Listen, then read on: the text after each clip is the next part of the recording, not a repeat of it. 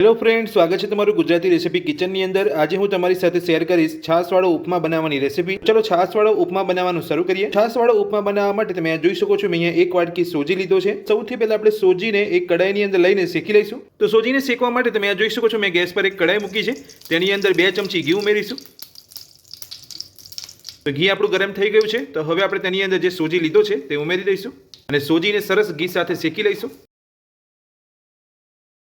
તો આ રીતે ઘી સાથે સોજીને શેકવાથી તમારો ઉપમા એકદમ છૂટો છૂટો અને પોચો બનીને તૈયાર થશે। તો સોજીને આપણે અહીંયા ગેસની મીડિયમ ફ્લેમ પર 2 થી 3 મિનિટ જેટલો શેકીશું।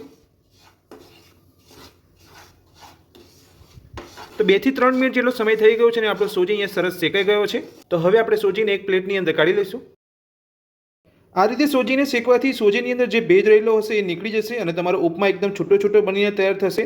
અને જો તમે સોજીને શેકીને સ્ટોર કરવા માંગતા હોય તો સ્ટોર પણ કરી શકો છો। તો હવે આપણે અહીંયા ઉપમા બનાવવા માટે જે કડાઈની અંદર સોજી શેક્યો હતો એ જ કડાઈની અંદર 3 ચમચી ઘી લઈશું। ઘીને ગરમ થવા દઈશું। તો ઘી આપણું અહીંયા ગરમ થઈ ગયું છે, તો હવે આપણે ઘીની અંદર 3 ચમચી જેટલા સિંગદાણા ઉમેરીશું। સિંગદાણાને ઘીની અંદર શેકી લઈશું।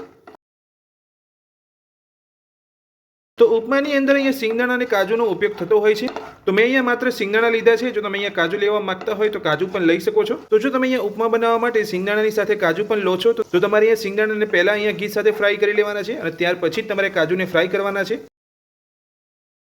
તો આપણે બધા જ સિંગદાણા ફ્રાય થઈ ગયા છે, તો હવે આપણે